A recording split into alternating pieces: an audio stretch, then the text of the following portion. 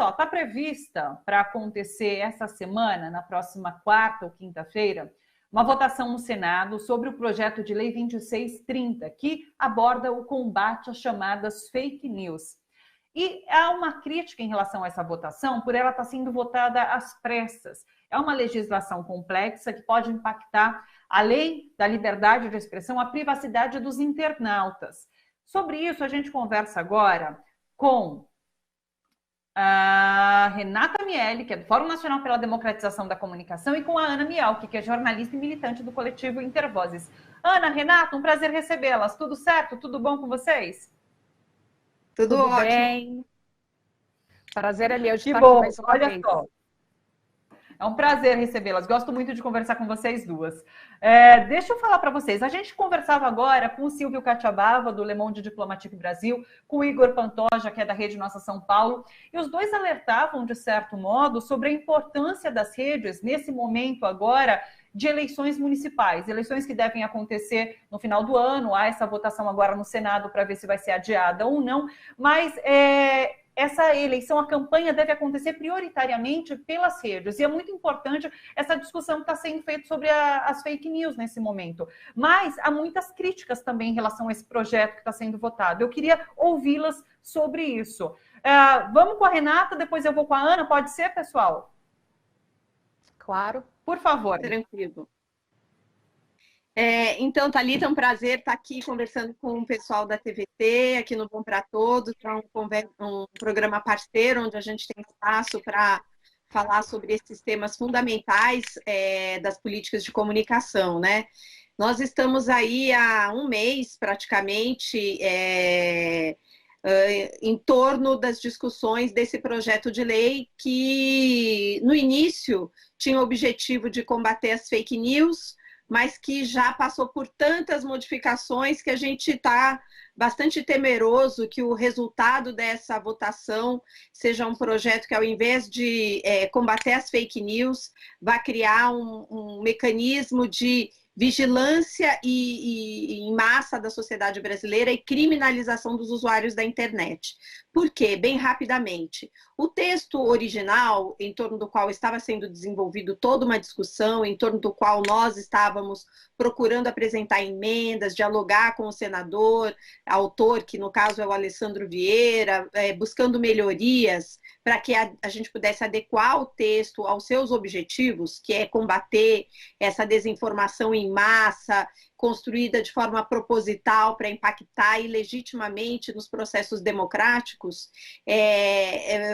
foi designado no Senado um relator, né, para esse projeto, que é o senador Ângelo Coronel, que é também o presidente da CPMI, e que apresentou de forma informal, na última sexta-feira, um relatório que nos preocupou demais, porque além de retirar os mecanismos de maior transparência para as plataformas privadas, maior transparência nos mecanismos de impulsionamento e patrocínio dentro dessas plataformas, ou seja, procurar seguir o dinheiro que financia essas fake news, ele transformou esse projeto num projeto de identificação massiva dos usuários da internet e incluiu lá 9 tipos penais que podem criminalizar usuários, criminalizar candidatos e políticos de uma maneira indiscriminada e desproporcional. Só para a gente ter uma ideia, no Brasil não existe no nosso ordenamento jurídico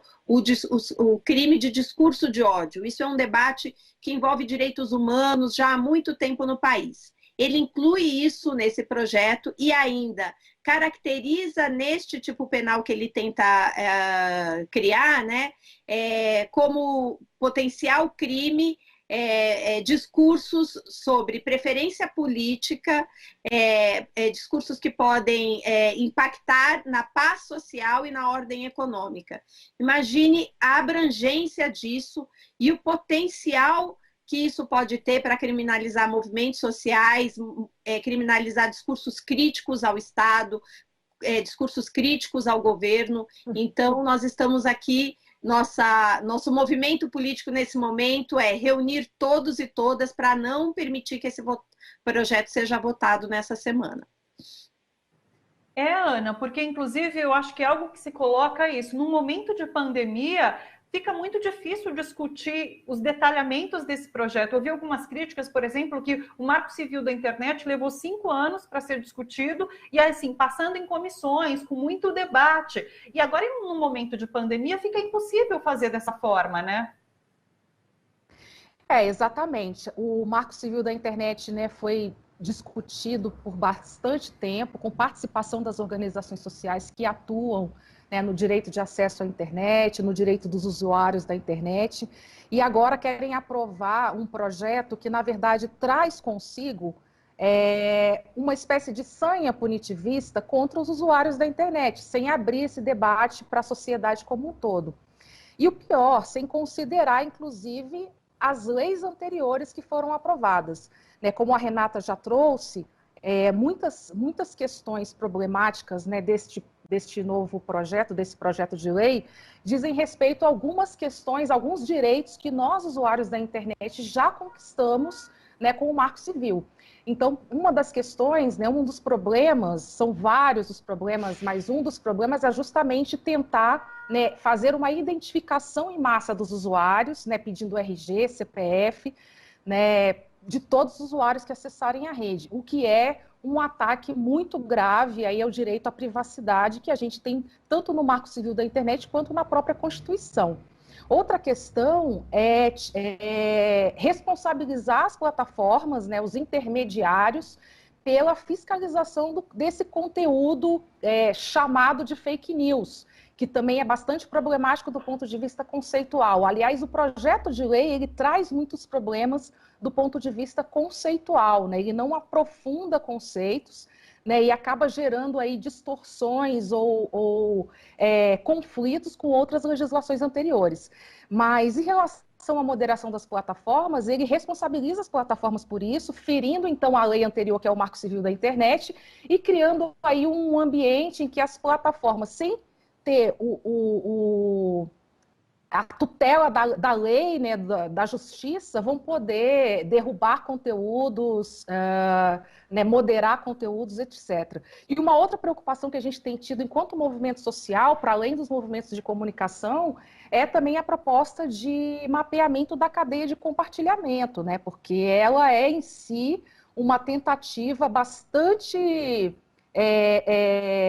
preocupante de criminalizar aí as pessoas que compartilham o conteúdo. Porque uma coisa é você ir atrás da indústria da fake news, né? Quem são os produtores, aonde o dinheiro está realmente circulando para a produção dessas notícias falsas, dessa desinformação, desses atentados à democracia. Outra coisa é você fiscalizar o usuário que compartilha isso e a cadeia de compartilhamento, que é repleta de intermediários até chegar lá no último usuário na ponta que vai receber num grupo da família do WhatsApp. Então, fiscalizar essas pessoas, mapear essas pessoas também é uma forma aí de você ter um total controle e um total domínio sobre como funcionam as redes políticas, né, na esfera digital, o que é bastante preocupante do ponto de vista da democracia e da participação política num Estado democrático de direito. Renata, eu acho que tem muita dúvida nesse momento, porque a gente tem no STF esse inquérito que está investigando esse financiamento de redes de fake news e até onde vai essa questão da liberdade de expressão e onde passa esse discurso de ódio, ao mesmo tempo que há discussão no Congresso sobre essa lei das fake news. Isso acaba atrapalhando um pouco essa discussão, e eu queria que você falasse um pouco, inclusive, sobre essa questão da liberdade de expressão, do discurso de ódio que você citou, que é uma discussão referente aos direitos humanos, mas, de certa forma, foi colocada agora nesse projeto. Explica para a gente direitinho do que se trata. Então, Thalita, eu acho que a primeira coisa é a gente explicar para as pessoas, né, que nós também queremos construir mecanismos eficazes para combater essa indústria da desinformação, né? Então, quando nós estamos aqui nos colocando numa posição de fazer críticas ao conteúdo do texto que está colocado para votação no Senado, não significa que nós não estamos nos esforçando para dialogar junto aos senadores, junto ao Parlamento brasileiro e buscar saídas para aprovar alguma legislação, mesmo num momento tão complexo de diálogo, que é esse que nós estamos vivendo, como você mesmo falou, o Marco Civil demorou 5 anos, a Lei Geral de Proteção de Dados também, ou seja, são leis que contaram com ampla participação social. Mesmo assim, nós estamos tentando incidir para que a gente possa ter uma lei que seja eficaz para iniciar um combate, digamos assim, a essa indústria da produção da fake news. Mas tem um senso comum que está colocado na sociedade que às vezes atrapalha o debate político. Então nós temos muitas coisas acontecendo ao mesmo tempo. Então você tem a CPMI das fake news, que estava em andamento, a gente já tinha algumas preocupações com a maneira que esse processo lá na Câmara poderia avançar justamente para resultar em projetos de lei de caráter punitivista, porque a gente sabe que tem, infelizmente, na política brasileira, e aí a direita e a esquerda também, muitas vezes uma sanha punitivista, né? Então a gente tinha preocupação com aquele processo da CPMI, aí surge nesse intervalo o inquérito do STF, que está buscando fazer uma investigação em torno dessa estrutura econômica que a gente sabe que financiou o gabinete do ódio, como a gente tem dito, né? Que foi aquela estrutura montada para fazer disparo em massa de forma ilegal de mensagens no WhatsApp durante o período eleitoral e que continua funcionando pós-eleição para organizar a tropa bolsonarista, inclusive agora no processo de pandemia, num processo bastante grave, né? Porque além de violar a democracia, esses mecanismos estão atacando o direito à vida das pessoas quando estão sabotando aí o isolamento social. Então, tem todo hoje você tem várias frentes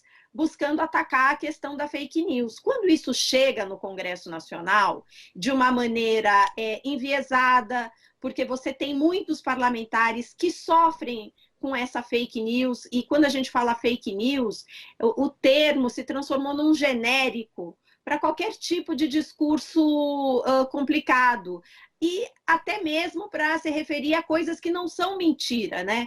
Então, se alguém usa alguma plataforma de comunicação para te criticar, por mais que aquilo seja verdade, mas seja uma crítica, vira fake news. Então, virou um termo genérico, é um problema que as pessoas não estão sabendo identificar. A gente sabe que o que nós precisamos combater é essa indústria, é o uso de dinheiro, muitas vezes público, muitas vezes até caixa 2, para financiar esse tipo de comportamento ilegítimo. Então, eu acho que isso gera uma confusão na sociedade, porque tem um sentimento que é legítimo, que é de como enfrentar um problema que é real, mas se a gente faz isso do ponto de vista legislativo, escrever numa lei questões que posteriormente podem não apenas serem ineficazes para combater o problema que a gente está querendo enfrentar, mas como podem gerar outros problemas graves para a liberdade de expressão, é preciso que a gente fique alerta, né? Porque a liberdade de expressão, e aí finalizando, ela não é um direito absoluto, né? A liberdade de expressão, ela não é salvaguarda para qualquer forma de manifestação, seja ela discurso na internet, seja ela uma manifestação pública. Existem limites para a liberdade de expressão. Apesar desses limites não estarem escritos na legislação brasileira, muitas vezes, alguns sim, porque a gente já tem crime contra a honra, então injúria, calúnia, difamação já estão previstos no Código Penal brasileiro. Parte do que a gente chama de fake news já poderia ter sido enfrentada utilizando essa lei que já existe. A lei de racismo, a lei da homofobia, que foi reconhecida pelo STF. Então, tem várias questões. Incitação ao ódio e à violência já está previsto também. Então, nós já temos um arcabouço legal que, se tivesse sido utilizado de forma apropriada pelo nosso sistema de justiça, parte dos problemas que nós vivenciamos, inclusive nas eleições, poderiam ter sido evitados. O Marco Civil da Internet tem elementos ali, a lei eleitoral que proíbe, por exemplo, o uso de banco de dados, de terceiros, né? Então, tem uma série de questões e de irregularidades que a gente já sabia que estavam operando no processo eleitoral e que a Justiça, vamos ser bem honestos aqui, fez vista grossa. Aí agora o STF resolve instaurar esse inquérito e nós temos agora esse projeto de fake news e nós precisamos ter cuidado para que o problema político, que é real, não contamine um debate legislativo que precisa ser mais responsável e ter cautela para que a gente não crie mais problemas do que soluções, criando aí um ambiente para violações massivas da liberdade de expressão num quadro político em que a gente já sofre com essas violações cotidianamente, né? Importantíssimos os esclarecimentos que vocês fazem em relação a essa lei das fake news. Há muita informação nas redes e às vezes fica difícil filtrar. Então é muito importante que esse debate aconteça e que a gente consiga ter acesso a informações mais profundas. Agora, Ana, eu queria trazer com você um outro assunto, que é a questão da recriação do Ministério das Comunicações na semana passada, com a entrega da chefia da pasta para um deputado que é genro de Silvio Santos, o dono do SBT. Com a incorporação, inclusive, da SECOM, a Secretaria de Comunicação, que cuida das ações de publicidade do governo, e tem uma verba muito grande, né? Com a incorporação dessa verba gigantesca que vai ser distribuída para as empresas de comunicação. Dentro desse panorama, desse contexto, fica difícil ter alguma expectativa em relação à democratização da comunicação, porque a gente sabe para onde essas verbas costumam ir, né? Eu queria que você falasse um pouquinho sobre isso e também sobre esse anúncio que foi feito pelo Jair Bolsonaro, pelo presidente, de possível privatização da empresa brasileira de comunicação. Ele fala que é porque há um déficit na empresa, porque ela não é autossustentável, mas não é para ser de fato, ela depende, é claro, de um orçamento ali, né? Então eu queria que você falasse um pouquinho sobre essas duas questões, Ana. Olha, Thalita, então, a gente sofreu muito, né? Quando no governo do Michel Temer, o Ministério das Comunicações foi, né, incorporado ao Ministério da Ciência e Tecnologia. Sofreu porque a gente percebeu ali de imediato que a agenda da comunicação como um direito a ser garantido para as pessoas, o que envolve aí tanto a questão, né, da regulação da radiodifusão, mas não só, passa também pelo direito de acesso à internet, porque é o Ministério das Comunicações, né, que faz as políticas, né, de universalização da internet no Brasil. Então, lá atrás, a gente sofreu bastante, né, com essa incorporação. Então, para nós, seria importante, sim, desmembrar o Ministério, mas não da forma como o governo Bolsonaro fez na última semana. Né? Primeiro, porque ele escolheu aí o Fábio Faria, que, como você já bem citou, né, que é do PSD do Rio Grande do Norte, que além de ser genro do Silvio Santos, né, hoje, né, o grande nome do grupo SBT, ele também é radiodifusor, né? Então, mais uma vez, né, depois de alguns anos sem ter um radiodifusor à frente do Ministério das Comunicações, a gente volta, né, a ter um radiodifusor à frente do Ministério das Comunicações. Porque o Fábio Faria, num levantamento que nós do Intervozes fizemos no ano passado, inclusive coordenado por mim, a gente levantou que ele é, né, sócio proprietário da Rádio Agreste, no Rio Grande do Norte. Né? Então, ele é um dos parlamentares, né, entre deputados federais e senadores que infringem o artigo 54 da Constituição e que, portanto, estão listados na arguição de descumprimento de preceito fundamental que o Intervozes propôs e que foi encaminhada pelo PSOL ao Supremo Tribunal Federal. Então, assim, ele já está em ilegalidade, né, por ser concessionário de radiodifusão e ser deputado, e agora ele passa a administrar, né, a pasta que deveria pensar em políticas públicas, né, para garantir o direito à comunicação, o acesso à internet como um direito essencial para a grande camada da população brasileira. Então, aí já tem um problema, um vício de origem, né? Não dá para ter radiodifusor, né, à frente de uma pasta que pretende criar políticas públicas para ampliar o direito à liberdade de expressão, para ampliar o acesso à informação e o acesso à internet. O segundo problema é trazer a SECOM para dentro do Ministério das Comunicações, porque gera um conflito de interesses absurdo, né? Você ter um ministério que deve pensar as políticas públicas de ampliação, de acesso, de democratização, junto com, né, a pasta que distribui a verba publicitária do governo do governo federal. Então, assim, é um conflito de interesses que já aparece, né, em outros momentos aí da própria gestão do Bolsonaro, pelo fato do próprio Fábio, né, Van Garten, que é o secretário, né, da SECOM, ser, por exemplo, ligado, né, a uma das principais empresas, que é a Artplan, né, de publicidade, principais empresas que fazem publicidade para o governo federal. Então, a gente já tem problemas ali, né, eles já estão colocados. E agora eles se agravam ainda mais a você trazer a pasta que deveria estar ligada à presidência da República para dentro do Ministério. E é a SECOM também que tem aí a gestão da EBC, né? Então, você também, né, cria aí uma outra hierarquia, né, uma cadeia hierárquica dentro do Ministério das Comunicações em relação, né, ao que é a Empresa Brasil de Comunicação. E assim, falando do ponto de vista político, né, para além das questões dessa vulnerabilidade institucional, existe uma questão política muito forte ao se escolher, né, alguém ligado ao grupo SBT para comandar a pasta das comunicações no Brasil nesse momento, né? Então tem ali, né, uma tentativa de agradar o Centrão, né, que é para se proteger um pouco das possibilidades de impeachment que já estão, né,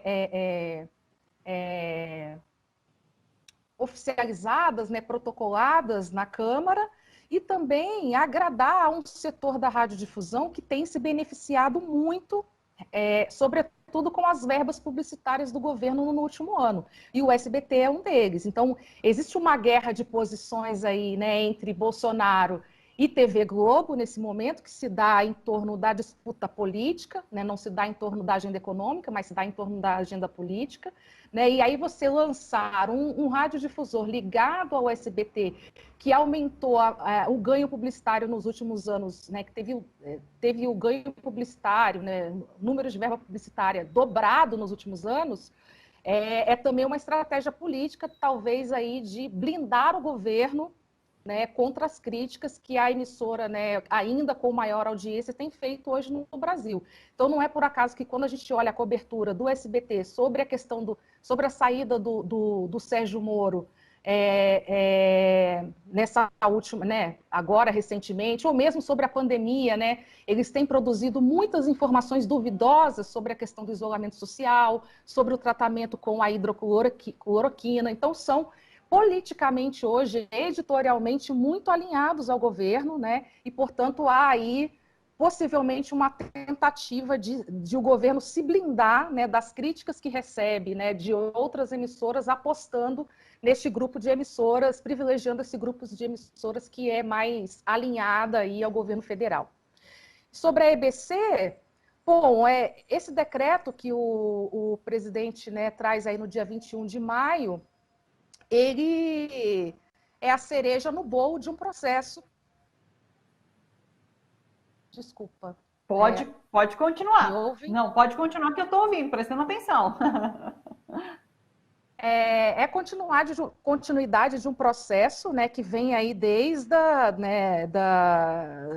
do impeachment da ex-presidenta Dilma Rousseff, do golpe, né? Então, o Michel Temer, lá atrás, né, já havia, né, tirado algumas características que traziam para a emissora, para a empresa, um caráter público, né? Então, cassou seu conselho curador, né, que era uma das formas de participação. Havia já uma perseguição ideológica, editorial, em cima dos jornalistas, né? Então, programas foram encerrados, pessoas foram demitidas, teve programas de incentivo, né, à demissão, que também foi proposto ainda na gestão Temer. Então, já vinha num processo, digamos, de desmantelamento, né, da Empresa Brasil de Comunicação, ali, né, no pós-golpe de 2016, que se agrava agora, né, a cereja do bolo, esse programa de parcerias e investimentos, que nada mais é um nome bonitinho para dizer que vamos contratar fornecedores da cadeia privada para prestar serviço dentro da empresa pública, que é algo que acontece, por exemplo, no modelo de gestão aqui da TV Cultura de São Paulo e que nós já há mais de 10 anos temos criticado, porque isso enfraquece o caráter público da empresa, né? Então, essa cereja do bolo, uma cereja muito amarga, talvez ela esteja podre, né? Ela vem aí para fechar um processo que é da destruição total, né? Daquilo que a gente chama de comunicação pública, que é prevista na Constituição, né, no artigo 223 da Constituição, que é necessária num país que é controlado majoritariamente por grupos comerciais de comunicação. Então, é a pá de cal, né, da comunicação pública no Brasil. O que dá para a gente fazer nesse momento é denunciar, né, e acho que talvez a Renata até possa falar melhor sobre isso, porque ela esteve, né, na CIG-DH, que é a Comissão Interamericana de Direitos Humanos, em março, denunciando, inclusive, o caso da EBC como um caso bastante agravante, né, do ponto de vista aí da limitação à liberdade de expressão no Brasil. Renata, Ana, eu não tenho mais tempo. Eu queria conversar muito mais com vocês. Vocês enriquecem demais esse debate de interesse público. Eu sempre gosto muito quando vocês participam aqui do Bom para Todos. Eu só tenho a agradecê-las e vamos marcar uma próxima conversa, tá bom? Agradecida demais, Renata e Ana. Obrigada, Thalita. Obrigada. Obrigada.